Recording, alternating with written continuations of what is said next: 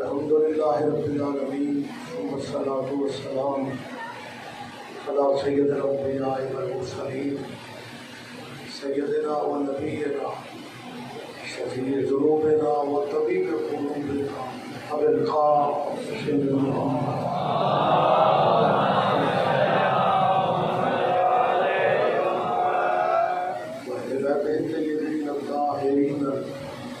العاصمین المظلومین. اما بعد قال اللہ تعالی حق سبحانہ فی کتاب المجید وخطاب الحمید وهو اصدق القائلین. بسم اللہ الرحمن الرحیم. لقد کان لکم فی رسول اللہ اسوۃ حسنہ. صلوات کی بات سارے صاحبان بلند.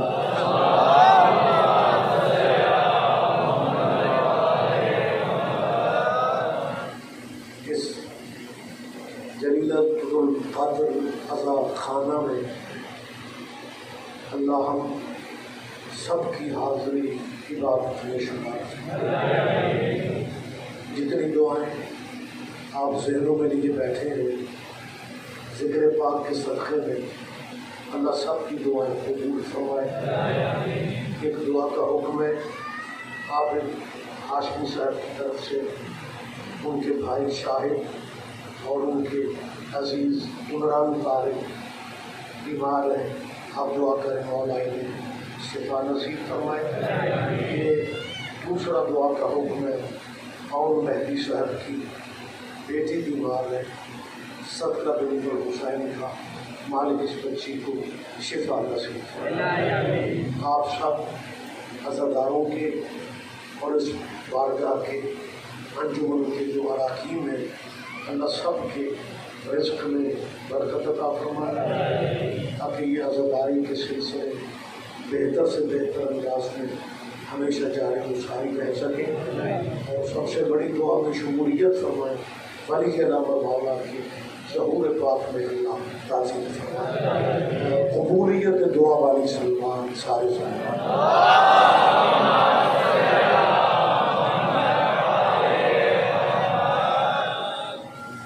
اجازت ہے کہ میں تھوڑی بات کروں. میں نے کل بھی گزارش کی اور آج بھی میری ملت مسلمہ سے گزارش ہے کہ محرم کے دنوں کو فرقوں میں تقسیم نہ کرو، مذہبوں میں تقسیم نہ کرو. اس ذکر میں بلا تفریق کے مذہب آیا کرو. شیعوں کی وراثت نہیں ہے کربلا. ہم تو صف باطن بچھا کے آپ بھائیوں کا انتظار کرتے ہیں. اور میں آج پھر کہہ رہا ہوں کہ اہل اسلام دوستوں، آپ کے گلی محلہ میں جہاں بھی مجلس ہوتی ہے، محفل پاک ہوتی ہے، تمہارے نبی کے اولاد کے ذکر کی صف بچتی ہے، اس میں بغیر اجازت کے آ کے بیٹھا کرو، ذکر میں آیا کرو. ماتم جب تک سمجھ نہیں آتی تب تک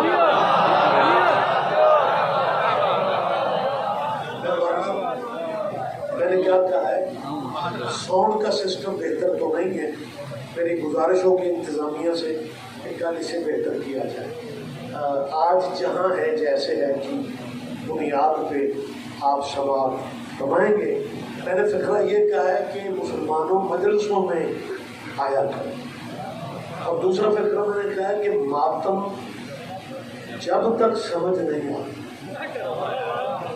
تب تک نہ کرو. مجلس میں آنے کے لیے ماتم کرنا شرط نہیں ہے.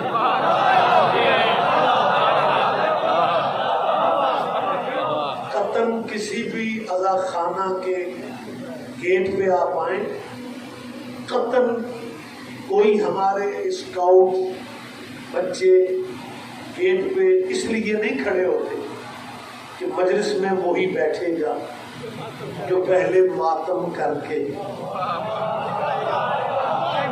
ایسا نہیں ہے. ماتم کیونکہ جلد سمجھ آنے والی چیز نہیں.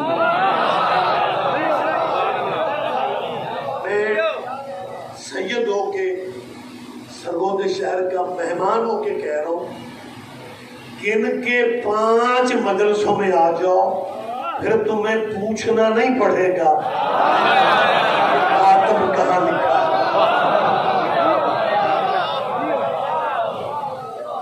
آپ قریب آئیں، آپ تشریف لائیں اور میں یقین دلا قطن سوال ہی پیدا نہیں ہوتا ہے۔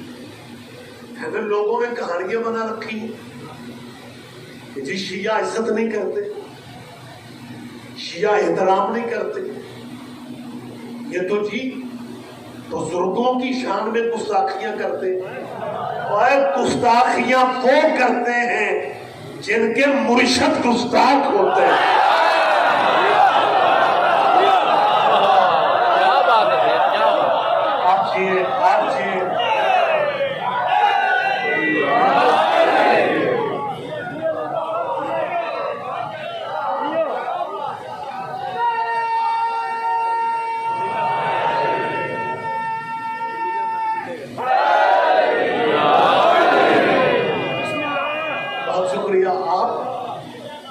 سوال ہی پیدا نہیں ہوتا کہ کسی کی دل آزاری کے لیے ہم معذاللہ مجلس کے ذریعے دل آزاری کریں۔ جو گیٹ کراس کر کے آ جاتا ہے وہ مہمان بن جاتا ہے حسین بادشاہ۔ ہماری کوشش ہوتی ہے کہ اس کا دل نہ دکھایا جائے۔ میں تیسری دفعہ کہہ رہا ہوں، جب تک ماتم سمجھ نہیں آتا آپ نہ کریں۔ ایک صاحب نے مجھ سے کہا کہ جی یہ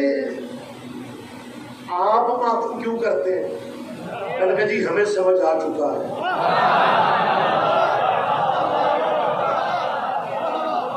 کہنے لگا کس نے سمجھایا؟ میں نے کہا مسلمانوں کے علماء نے۔ کہنے لگا ہمارے علماء؟ میں نے کہا وہ کس طرح؟ میں نے کہا وہ آپ کے علماء نے حضرت ابراہیم کی آگ والا واقعہ نبیوں کے قصوں میں لکھا ہے کہ نمرود نے آگ چلائی، میلوں میں آگ تھی، پرندے پرواز کرنے سے قاصر تھے، اس آگ کی اب تفسیریں پڑھ لیں، لٹریری چہرے بیٹھے نے اور یقین نہیں آ رہا، کسی اپنی مرضی کے عالم سے پوچھو۔ بہت بہت بڑا ایریا جو آگ نے کور کیا ہوا، فضا میں اتنی گرمی تھی کہ بڑے بڑے پرندے کراس کرنے کی پوزیشن میں نہیں تھے، دور درختوں پہ بیٹھے رہے کہ کب یہ آگ کی شدت کم ہوگی پھر ہم علاقہ بدلیں گے۔ یہ بڑے بڑے پرندوں نے درختوں پہ بیٹھ کے دور سے دیکھا کہ چھوٹا سا پرندہ ہے اور آگ کی طرف سے آ رہا ہے۔ انہوں نے کہا ہم اتنے بڑے بڑے قد والے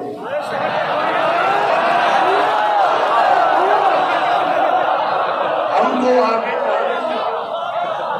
اور یہ چھوٹا سا پرندہ، شاید اسے حقیقت حال کا اندازہ نہیں، شاید اسے صورت حال کا پتہ نہیں، لہذا پرندوں نے طائرانہ زبان میں کہا بھئی آگے آگ ہے، کدھر جا رہے ہو؟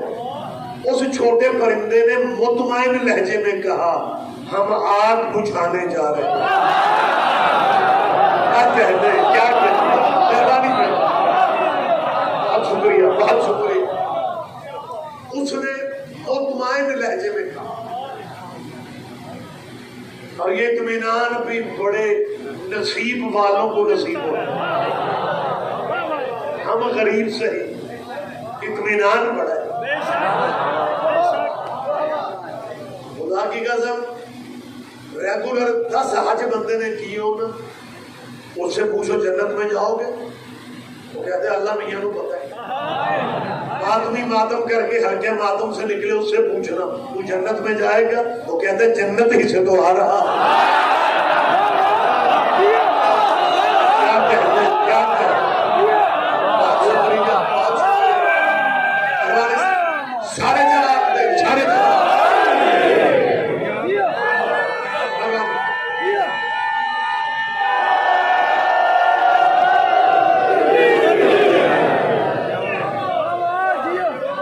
اطمینان بھرے لہجے میں مطمئن ہو کے اس پرندے نے کہا، مسکین پرندہ ماڑا جس پہ بڑوں کی نظر ہی نہیں ٹکتی، پتہ نہیں اسے اطمینان کہاں سے ملا۔ اس نے کہا میں آگ بجھانے جاؤں۔ ان پرندوں نے کہا تو آگ بجھائے گا کس طرح؟ اس نے کہا یہ پانی میرے منہ پہ کے کونے پہ یہ میں نے آگ پہ پھینک رہا۔ انہوں نے کہا تیرے چند قطروں سے یہ بجھ جائے گی۔ اس نے کہا کنفرم پتہ ہے مجھے بجھنی شجنی نہیں، لیکن قیامت تک بندے باتیں تو کریں گے کہ وہ چھوٹا سا پرندہ ابراہیم کی پارٹی کا تھا۔ وہ لگا لو آخریات میں تو کم از کم قیامت تک کہانیاں تو بیان کی جائیں کہ وہ چھوٹا سا پرندہ ابراہیم کے گروپ کا تھا۔ ہمیں تیرے علماء نے ہی بتایا ہے کہ بندہ دن میں نیکی کرے یا برائی کرے، ہر انسان کے کندھے پہ نیکی بدی لکھنے والے فرشتے موجود ہیں، ہر بندے کے کندھے پہ فرشتے موجود ہیں۔ جیسے اس پرندے نے کہا تھا نا کہ پتہ چل جائے دنیا کو کہ میں ابراہیم کی پارٹی کا ہوں، ابراہیم کے گروپ کا ہوں۔ ہمیں جب تیرے علماء نے بتایا کہ ہر کندھے پہ فرشتے لکھتے ہیں بندہ جو بھی عمل کرے، پھر ہم نے بازاروں میں کہا شاہ حسین، گلیوں میں کہا شاہ حسین، بارگاہوں میں کہا شاہ حسین، اتنا شاہ حسین کہا کہ کندھے والے فرشتوں کو لکھنا پڑ جائے یہ یزیدی مسلمان ہے، حسینی مسلمان۔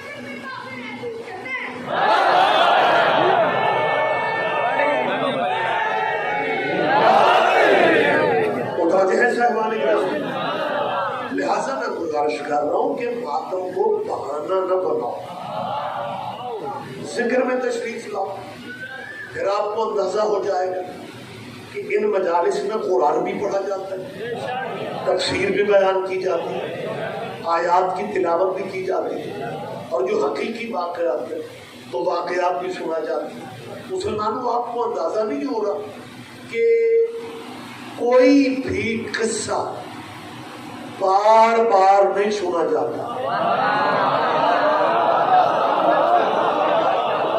آپ جی ہیں، آپ زندہ و سلامت رہے۔ ہے کوئی کائنات میں کوئی کہانی جو بار بار سنائی جائے اور بندے پھر سننے کے لیے آ جائیں؟ سوال ہی پیدا نہیں ہوتا، بندے کہنا شروع کر دیتے ہیں اچھا اس بات کا ہمیں پتہ ہے، صدیاں گزر گئی، کہانی کربلا کی بدلتا بھی کوئی نہیں، سنائی بھی ہر سال وہی جاتی، مجمع گھروں میں نہیں رہتا۔ تمہیں مقابلے خاک کرنے، اب تو یکم کی ڈیٹ بھی تم نے لے لی ہے۔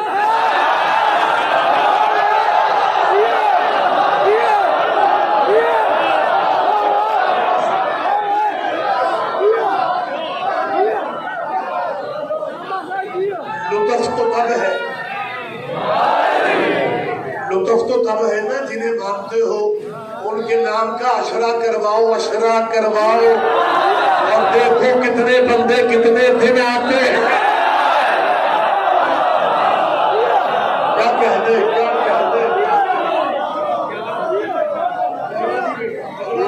آپ جی، یہ زندہ معجزہ ہے حسین کی محنت کا۔ صدیوں پہلے جو روایات تھی آج بھی وہی پڑھی جا رہی ہیں،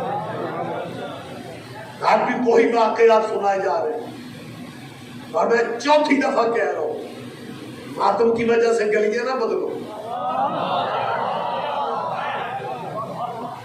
ماتم آپ نہیں کرنا چاہتے نہ کریں، سارے شیعہ بھی ماتم کب کرتے ہیں؟ اب چپ نہ ہو جاؤ یار، اور پڑھو، ایک دو بندے مجھے گھور رہے ہیں بیٹھے، اور سارے شیعہ بھی ماتم نہیں کرتے، کچھ وہ ہیں جو ماتمی کی جوتی اٹھانا جنت سمجھتے ہیں۔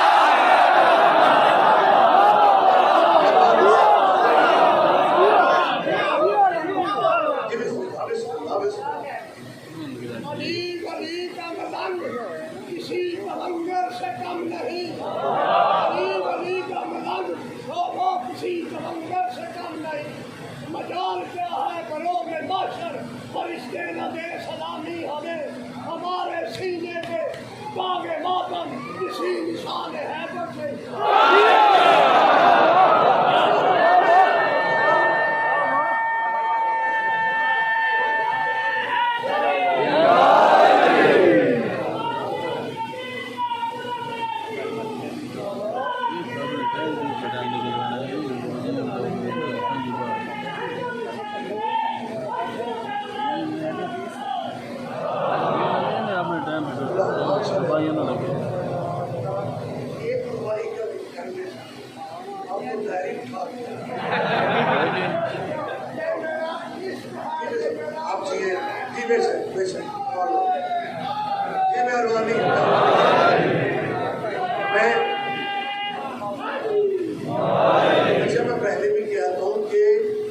الیکشن میں بندہ کھڑا ہو نا، 5-7 بندے جا کے اسے بٹھا سکتے ہیں، ربائی والا بندہ نہیں بیٹھتا،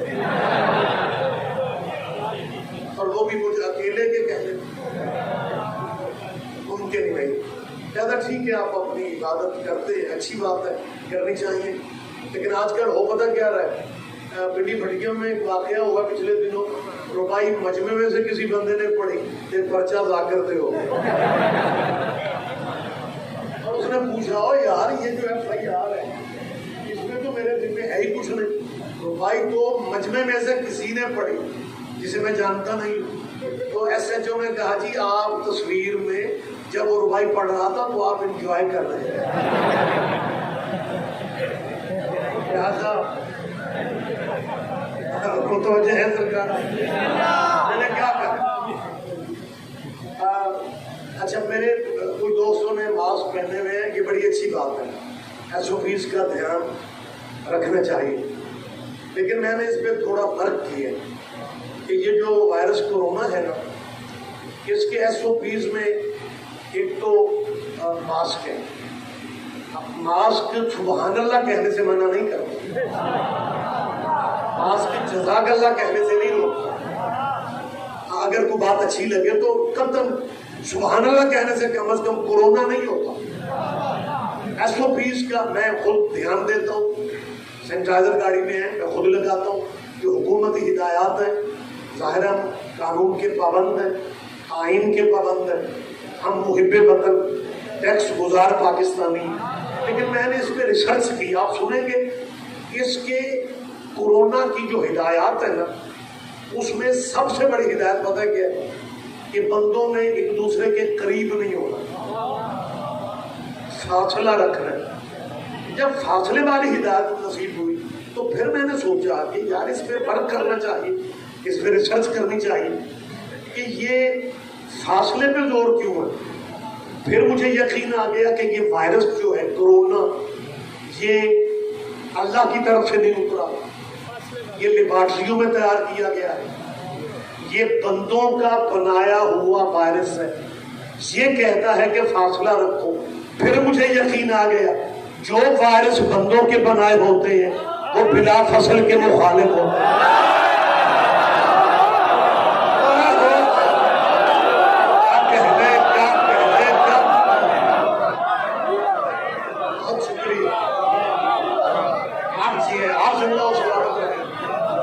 لہذا صاحبان میں پھر کہہ رہا ہوں کہ ماتم سارے شیعہ بھی نہیں کرتے، لیکن وہ ماتمیوں کو پانی پلانا،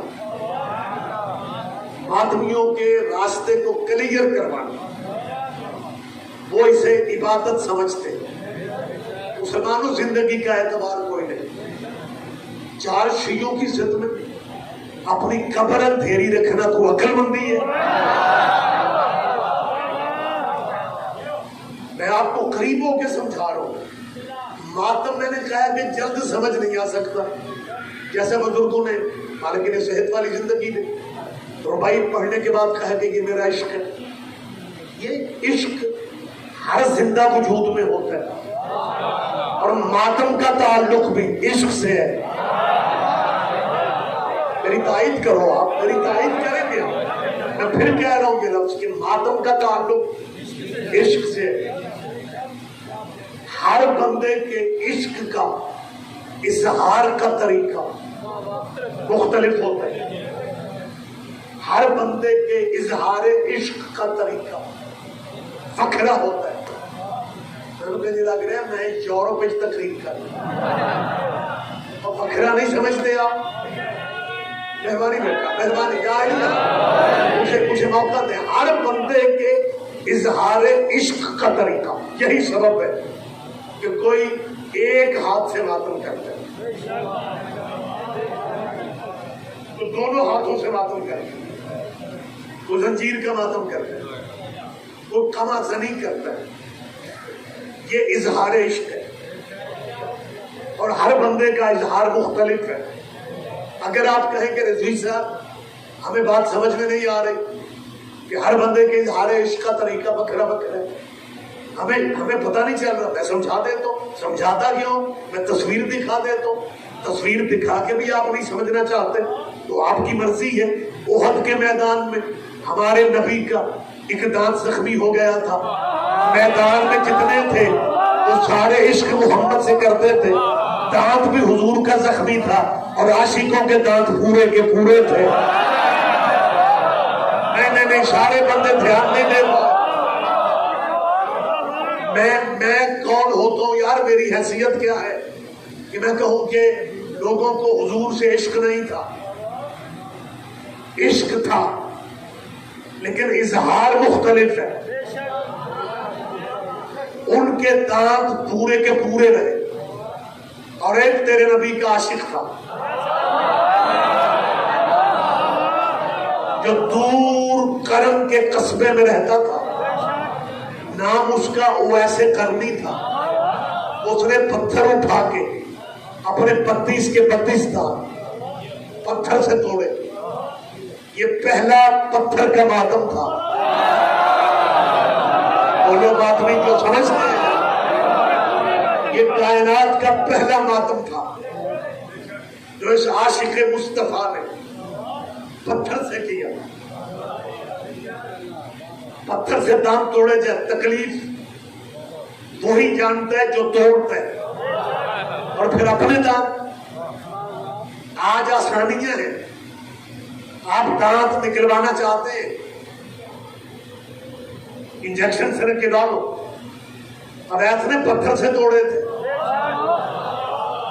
اگر اویس کرنی بھی انجیکشن سے نکلواتا ہوتا، ہم بھی زنجیر مارنے کی بجائے خون ہسپتالوں میں گئے. کہاں ہے آپ؟ کہاں ہے آپ؟ مہربانی آپ جیے، آپ زندہ و سلامت رہے. حد ندا تک مولائیوں کا اجتماع ہے. میں پھر کہہ رہا ہوں اویس کرنی، یہ تلفظ اویس ہے، اویس نہیں. لیکن یہ غلط علام ہے، ہمارے ہاں اویس ہی بولا جاتا ہے. اویس کرنی نے پتھر سے اپنے سارے دانت توڑے. سرکار نے یہ لفظ کہے، مجھے جنت کی خوشبو اویس کے جھونپڑے سے آتی ہے.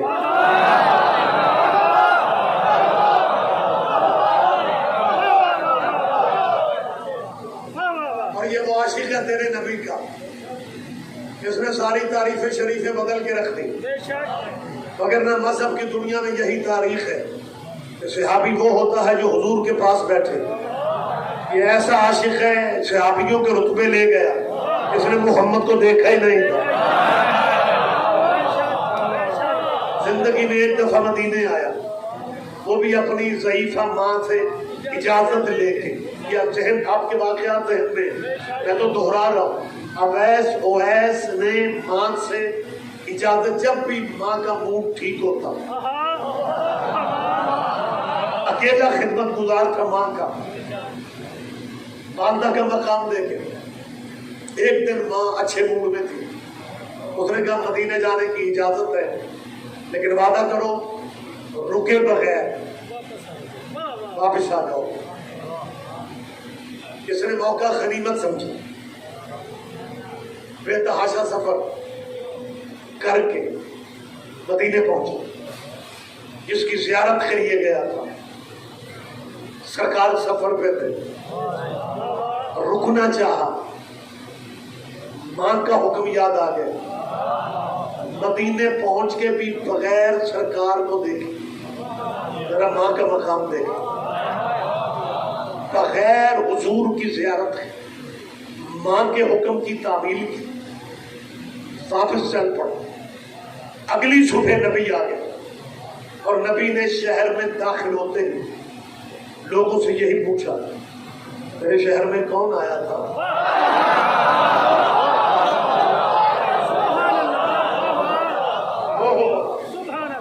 ہمارے شہر میں لوگوں نے کہا سرکار بادشاہوں کی بات ہے، شہروں میں لوگ آتے جاتے ہیں، یہ کون آیا تھا؟ کون جواب دے؟ سرکار نے کہا نہیں، بات کون کی ہے، مجھے گلیوں سے تازہ جنت کی خوشبو آ رہی ہے۔ یہ اویس قرنی کی سیرت پہ جتنے پمفلٹ رسالے یا اویس قرنی کی قبر پہ جو ہسٹری لکھی ہوئی ہے، اچھا یہ بھی بڑا کمال ہے، اویس عاشق ہے نبی کا، مسلمانوں کے پاس سوچنے کا وقت نہیں ہے، ضمانت محمد دے رہے تھے کہ مجھے اس کے جھونپڑے سے جنت کی خوشبو آتی ہے۔ مدینے کے لوگوں سے کہا اگر کبھی کرن جاؤ میرے اویس کو میرا سلام کہنا۔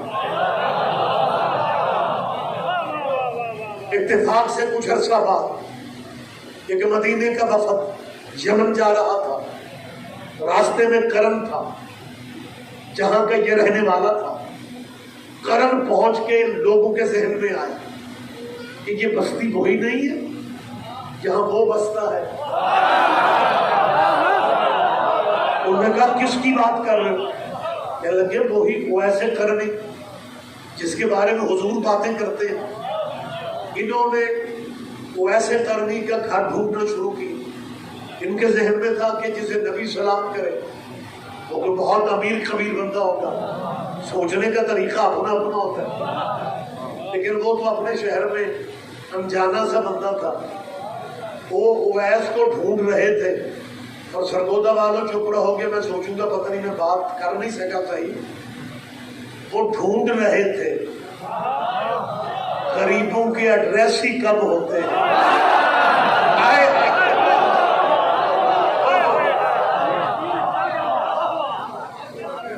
جی بہت شکریہ، بہت شکریہ۔ غریبوں مسکینوں کے ایڈریس کون بتائے؟ ڈھونڈتے ڈھونڈتے ذہن میں کچھ اور تھا، ایک جھونپڑی کا پتہ لگا، بغیر دروازے کے جھونپڑی، میلی چادر پہ سادہ سا مسکین سا بندہ۔ اویس تم ہو؟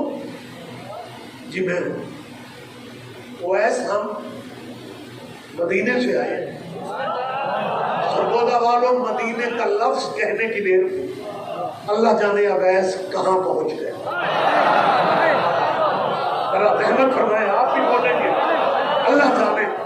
اویس قرنی عشق کی اس منزل پہ پہنچ گیا جہاں بندہ محبوب کی طرف سے سوال بھی خود کرتا اور جواب بھی خود دیتا۔ سرکار کے شہر کا نام سنتے ہی یہ سرکار کے عشق میں مست خوابوں میں سرکار کی زیارتیں کرنے لگے۔ سرکار اللہ جانے کب واپسی ہوئی اور ان لوگوں کو غور سے دیکھا تو پریشان ہو گیا۔ اویس ہم نے جھوٹ نہیں بولا، حقیقت ہے ہم مدینہ سے آئے۔ بس کہتے ہیں میں نے کب کہا ہے کہ تم مدینے سے نہیں آئے؟ وہ کہتے ہیں اویس ہمارا چہرہ حیران ہو کے کیوں دیکھ رہے ہو؟ بس نے کہا وہ میرا حق بنتا ہے، حیران اس لیے ہو رہا ہوں، آئے مدینے سے ہو اور دانت ساروں کے سارے سلامت۔ कहने क्या कहने।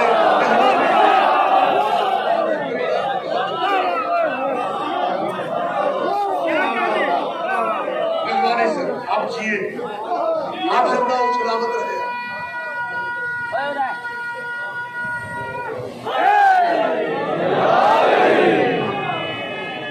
कल जिंदगी में ही बात आगे बढ़ेगी। मेरी मिल्लत मुसलमान की नई नस्ल के दोस्तों से अपील है, मैं आपके हक के लिए दुआएं करता हूँ। मुसलमानों, आपकी औलाद हमारे वतन का मुस्तकबिल है। वो बच्चे शिया हो, अहले सुन्नत हो, अहले हदीस हो, वो सरमाया है मेरे वतन का। यही बच्चे मुस्तकबिल है हमारे वतन का। यही बच्चे कल के डॉक्टर हैं, कल के वकील हैं, कल के MPAs हैं, कल के MMAs हैं। तो इन्हें अभी से क्लियर क्यों ना किया जाए? लिहाजा उन बच्चों से कह रहा हूं कि आप अपनी मर्जी के उलमा से पूछें कि नबी के आशिक सादिक वैसे करनी की कब्र कहाँ है। सारे बंदे ध्यान नहीं दे सके। वजाहत मेरी भी मजबूरी है। एक तो वक्त नहीं है, दूसरा वक्त नहीं है। अपनी मर्जी के दानश्वरों से पूछ लेना कि नबी का ये आशिक किस जंग में कत्ल हुआ था और कातिल कबीला कौन सा था।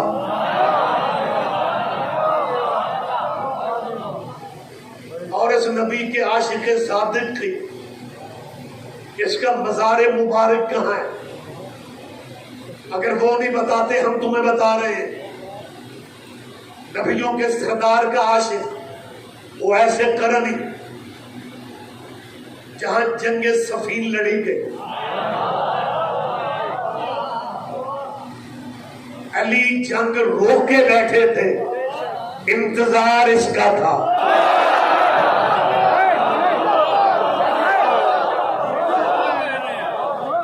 इसने कंधे पे अपना वो असा रखा हुआ था, मैला चोला, मैला लिबास। जब ये आ गया, अली का पूरे हो चुके हैं। अब मैं वजाहत नहीं कर सकूंगा ये जंग किस किस में हुई। कुछ आप भी कर्म कर लिया करो। सारी जिंदगी तुमने मन्नतें मानी है कि हर शय हमने ही समझानी है। वैसे आप भी सच्चे हैं, हमने मुर्शद ही उनको माना है जो बेटियों से ट्यूशन नहीं पढ़ते।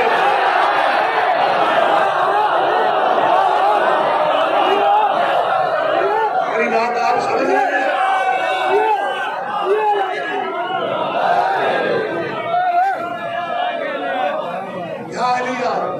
इराक और शाम के बॉर्डर पे रिक्का शहर है।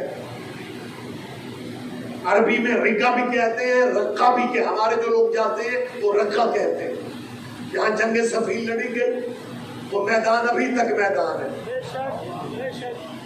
उसमें शहर नहीं बना, इमारतें नहीं बनी, तो असल शक्ल में मैदान सफीन महफूज है। और सफीन के मैदान के बॉर्डर पे, बाउंड्री लाइन पे 3 खबरें, एक ओवैस की और 2 नबी की और सहाबा की। मजमा ध्यान नहीं देगा, मुझे अफसोस नहीं होना। और खबरें सहाबियों की हैं, जियारत करने सिर्फ शिया जाते हैं। तायद करो मेरी, बोले मेरे साथ।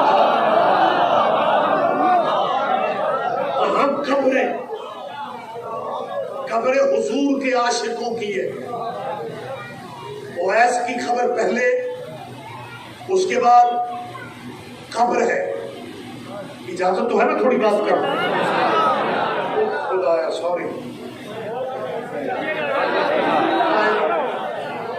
इंडिया होते हैं, मुझे शिद्दत से एहसास है। कल से मैं मजीद कोशिश करूंगा पहले आने की, लेकिन सफर कुछ ज्यादा है जिसकी वजह से आपको जहमत होती है। ओवैस की खबर से आगे किन की खबर है? हजरत अम्मार इब्न यासिर रज़ी अल्लाह तआला अन्हु।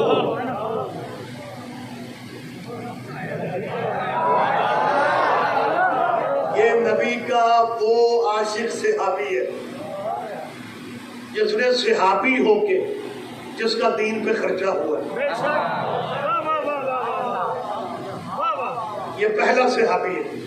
جاؤ اپنی مرضی کی علماء سے پوچھو، میں تو روک ٹوک نہیں کر رہا ہوں، جسے آپ پسند کرتے ہیں اپنے مسلک کے پروفیسروں سے، دینیات پڑھانے والے ٹیچروں سے پوچھو، یہ وہ نصیبوں والا صحابی ہے جس کا اسلام پہ خرچہ ہوا ہے۔ اسلام کی سب سے پہلی شہیدہ اس کی ماں ہے۔ اسلام کا درجات جائیں، ذرا ہمت کریں، اسلام کا سب سے پہلا شہید، اسلام کا پہلا شہید، بیٹا یہ باتیں میری قوم کے بچے سنتے ہیں اور مجھے خوشی ہے، بچے یاد رکھتے ہیں۔ اور جب یہ کالج یا یونیورسٹی میں بیٹھے ہوئے ہو نا اور ٹیچر آپس میں کوئی دینی بات کر رہے ہو اور ہمارے بچے درمیان میں سے بات کو ٹھیک طرح سے کرتے ہیں، پھر پتہ کیا کہتے ہیں کہ شیعہ بچوں کو اسپیشل ٹریننگ دے رہا ہے۔ ہماری کوئی ٹریننگ ٹریننگ نہیں ہے، ہمارے ہاں کہاں اکیڈمیاں ہیں دینیات کے حوالوں سے یار، ہم نے کیا کوئی پیغام نہیں ہے، مجلسی درس گاہ ہے، مجلسی یونیورسٹی ہے، ہمارے بچے یہاں سے سنتے ہیں۔ اور یہ آپ کی قوم کے علماء و ذاکرین، میرا اللہ جانتا ہے اعتراضات آپ کو کچھ ذاکر پسند ہیں، کچھ مولوی پسند ہیں، کسی کو نہیں پسند ہے، لیکن حقیقت یہ ہے کہ آپ نے جو 2 مہینوں میں کتاب پڑھنی ہے یہ 5 منٹ میں اس کے نقطے بتا دیں۔ ہم آپ کی جگہوں پہ محنت کرتے ہیں اور بچوں کو یہ پیغام دیتے ہیں کہ میری جو بیٹے بیٹیاں بیٹھی ہوئی ہیں جو کالج یونیورسٹیوں میں جاتے ہیں ان کے ذہن میں ہونا چاہیے کہ یہ نبی کا وہ صحابی ہے جس کی ماں بھی شہید ہوئی، جس کا باپ بھی شہید ہوا، اور خود اس کی عقیدت پتہ کیا تھی؟ یہ مدینے کب پہنچا؟ جب مسجد نبوی تعمیر ہو رہی تھی۔ مدینہ کے باہر پہلے مسجد قباء بنی جسے مسجد ذو قبلتین کہتے ہیں، جہاں نماز میں حضور کو حکم ہوا کہ بیت المقدس کی بجائے بیت اللہ کی طرف چہرہ کرنا۔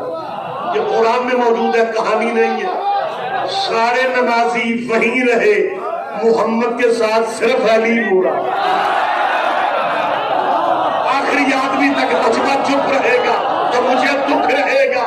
ایک ہی نمازی تھا، جیسے محمد عربی کا چہرہ وحی الہی سے مڑا، اس وقت ایک ہی نمازی نے اپنا چہرہ موڑا، نماز مکمل ہو گئی، باقی کسی نے چہرہ نہ موڑا۔ جب نماز مکمل ہوئی تو لوگوں نے اعتراض کیا، علی محمد پہ تو وحی ہو رہی تھی، نبی پہ تو وحی ہو رہی تھی، لہذا انہوں نے قبلہ بدل لیا، تو نے قبلہ کیوں بدلا؟ علی فرماتا ہے میرا قبلہ تو یہی ہے۔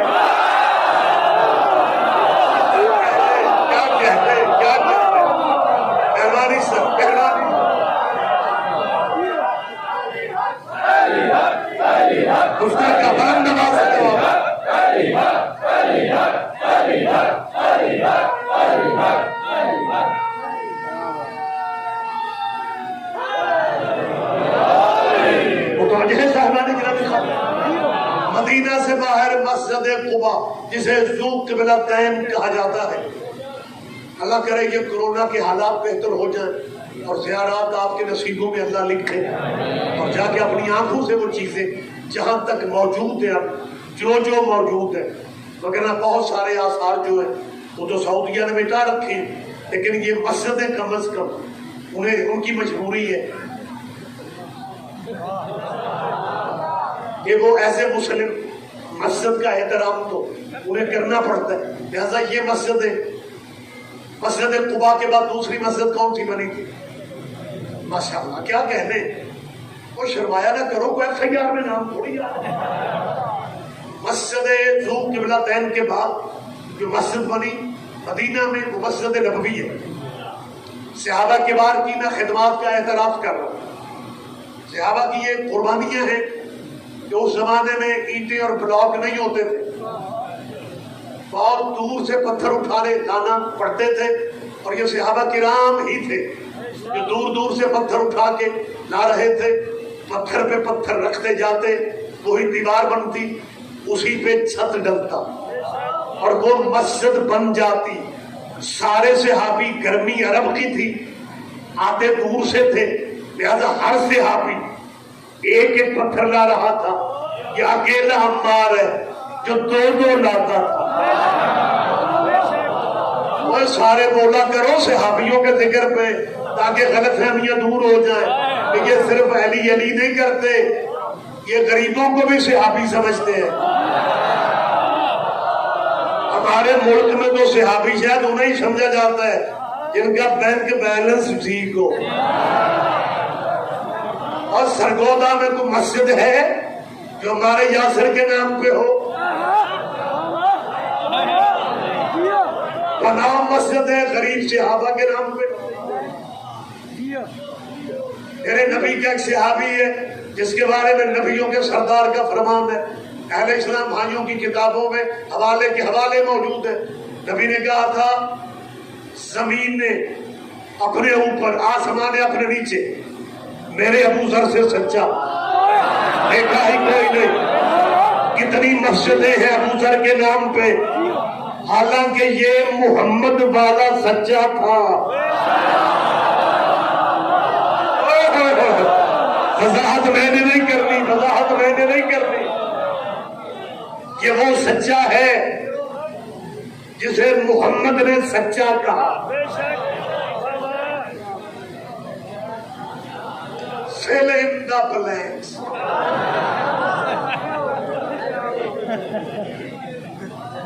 خالی جگہ خود ہی پر کرو.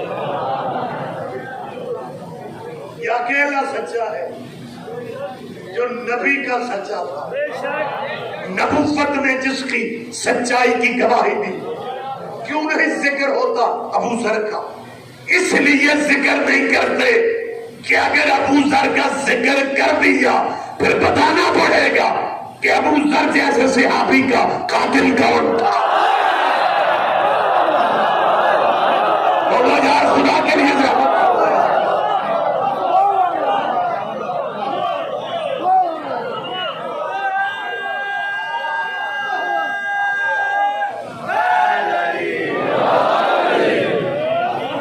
تعمیر مسجد نبوی، یہ نبی کا صحابی حضرت ہمارے یاسر رضی اللہ تعالی رضی اللہ ساڑھے کول بھی ہے.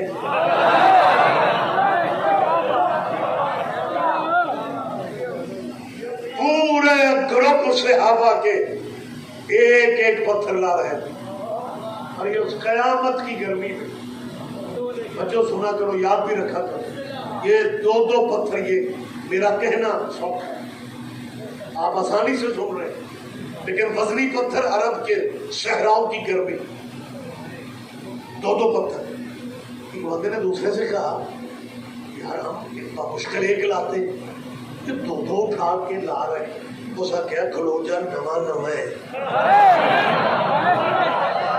نہیں پتہ نہیں آپ نے انجوائے کیا یا پتہ نہیں آپ نے لطف لیا یا. اس نے کہا اچھے نواں دیکھ تھوڑے ٹائم کے بعد یہ بھی ہماری طرح ایک ہی لائے گا. مغرب قریب آ گئے، یہ دو ہی لاتا رہا. اب صحابہ سے رہا نہ گیا. ایک بول کے کہتا ہے جب سارے صحابی ایک پتھر اٹھاتے ہیں تو دو کیوں لا رہے؟ اس نے کہا ایک اپنے حصے کا، دوسرا محمد کا حصہ.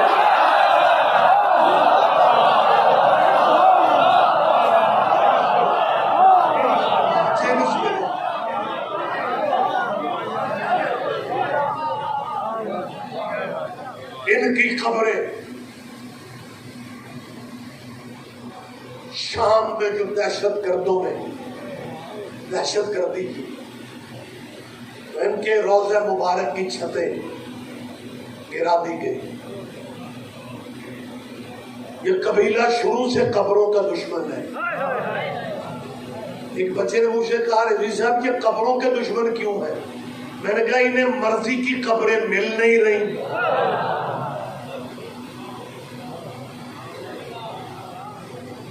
لہذا انہوں نے شام میں دہشت گردی والی انتہا کر دی. میں دعا پھر مانگ رہا ہوں، زیارتوں کے ویزے کھلے، حالات ٹھیک ہو جائیں، ایئر لائنز کے سلسلے، ویزوں کے سلسلے۔ بہت سارے لوگ جانا چاہ رہے تھے عاشور کربلا کرنے، جتنے بھی جائیں میں سیدوں کی اپیل کر رہا ہوں، صرف کربلا کا پروگرام لے کے نہ جاؤں، بیٹیوں کے زیور بھی بیچنے پڑے، بیچ کے شام ضرور جانا۔ بڑی اکیلی ہے قبر بی بی زینب کی۔ آباد رہو، سیدہ تمہیں ذاتی غموں سے محفوظ رکھے۔ آج کا جو دن گزرے وہ 2 محرم کا، عزاداروں کے، میری ماں بہنوں کے ذہنوں میں سارے واقعات۔ 2 محرم کے متعلقہ کون سا واقعہ ہے؟ عزاداروں، یہ 2 محرم وہ تاریخ ہے جب علی کی پردہ بیٹی کربلا اتری، حسین کا حسینی قافلہ، گھوڑا حسین کا خود رک گیا۔ اگر نانے کی ناکہ مدینے میں ابو ایوب انصاری کے دروازے پہ خود رک سکتی ہے تو حسین کا گھوڑا نہیں رک سکتا۔ جب گھوڑا خود رکے، میں آج کی بات آپ کو سنانے لگوں، اسی میں مصائب ہے، یہی تاریخ ہے۔ اور ظاہر ہے آپ گھروں سے جو اتنی رات کو نکل کے آ کے بیٹھتے ہیں، اور وہ بھی ساتھ بیٹیاں لے کے، بہنیں لے کے۔ ایک بندہ کہنے لگا، اچھا جی آپ مجلسوں میں بیٹیاں مائیں بہنیں لے کے کیوں جاتے ہیں؟ میں نے کہا ہمارا کلچر ہے پاکستان کا کہ بندے اس جنازے پہ بیٹیاں لے کے جاتے ہیں جہاں گزارا نہ ہو رہا۔ آباد رہو، آباد رہو، نہیں تو عموماً بندے اکیلے ہی جنازوں سے جا کے ہو آتے ہیں، لیکن بیٹیاں ان جنازوں پہ ہم محرم میں اس لیے بیٹیاں لے کے آتے ہیں کہ ہمارا علی کی بیٹی کو یہ پرچہ دینا ضروری ہوتا ہے کہ اگر تو نے چاند محرم کا گھروں میں نہیں دیکھا، ہم بھی گھروں کے دروازے بند کر کے عزا خانوں میں ہیں۔ یقیناً عزادار جو دعائیں بھی ذہنوں میں رکھتے ہیں، جب آنکھوں میں نمی آ جائے پھر دعا اٹھ کے نہ بھی مانگو، مولوی ذاکر سے نہ بھی کہو، بلکہ میں تو سمجھتا ہوں کہ محرم میں کم دعائیں مانگا کرو، کیونکہ جس کے بیٹے کے پرسے کے لیے آتے ہو نا، وہ تمہاری ساری دعائیں سمجھتی ہے، وہ تمہیں خالی نہیں لوٹائے گی۔ اپنی دعائیں ذہن میں رکھنا۔ گھوڑا حسین کا اس زمین پر رکا ہے نا، جب حسین نے عباس کو بلایا، جی سردار، حسین فرماتا ہے یہاں لوگوں سے پوچھو اس جنگل کا نام کیا ہے۔ حسین جانتے تھے اپنا دکھ نسلوں تک پہنچانے کے لیے۔ عباس نے آ کے کہا مولا کچھ کہتے ہیں خاطریہ ہے، کچھ کہتے ہیں نینوا ہے، ایک بندہ کہہ رہا تھا اسے کرب و بلا بھی کہتے ہیں۔ حسین نے حکم دیا پردہ داروں کی ہماریاں کھول دو، ناکا اونٹنیاں ہماریاں بٹھا لو۔ حسین فرماتا ہے منزل آ گئی۔ حسین گھوڑے سے اتر کے کھڑے، اور جب ہماریاں اتری ہیں نا، اس وقت بی بی نے بچوں سے کہا کہ میرے حسین ویر کو بلاؤ۔ میری بیٹیاں بہنیں سن رہی ہیں، جب کربلا کے جنگل میں بہن نے بھائی کو بلایا نا، اور آج کے دن کی بات ہے، حسین قریب آئے، 18 بھائیوں کی بہن نے ایک ہی فکرہ تھا، یہ کون سی جگہ ہے؟ میں جب سے آئی ہوں نا، ہوا اتنا تیز چلتی ہے کہ میری چادر اتر کے جا رہا ہے، اور اتنا ایسی جگہ آباد رہو، تیرے سر کا ماتم بھی قبول کر، سیدہ تیرا فرصہ قبول کر۔ علی کی بیٹی کہتی ہے میرے سر سے چادر اتر کے جاتی ہے، حسین اس جنگل کی اس صحرا کی گرم ریت میرے چہرے پہ پڑتی ہے اور اس ریت سے تیرے خون کی خوشبو آ رہی ہے۔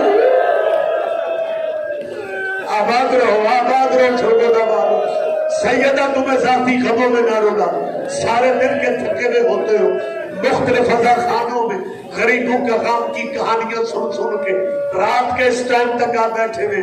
حسین نے وہی اماریاں اتروا دی خیمے لگنے سے پہلے۔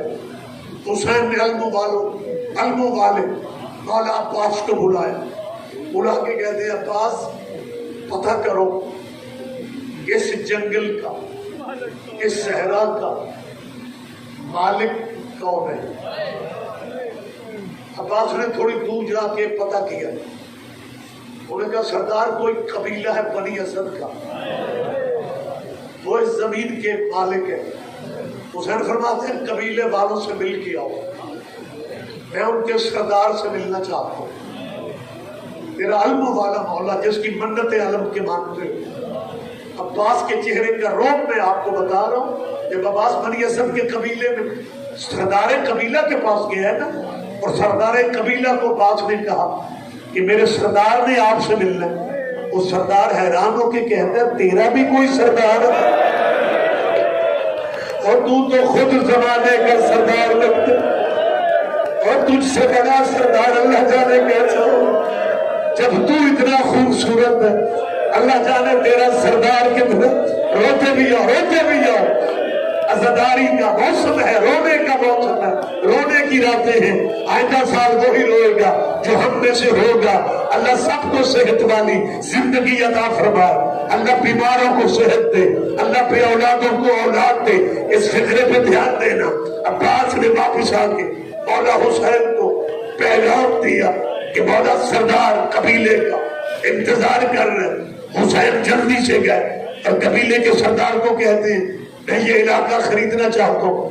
وہ بزرگ آدمی تھا، اس کے ابرو گرے ہوئے تھے، اس نے کوشش کر کے ابرو ہٹا کے کہا میرے بندے ہاتھ دے، تو امن کا پلا ہوا ہے، اس جنگل میں نہ رہے، یہاں بڑے بڑے نبی آئے، یہ آباد نہیں ہو سکا۔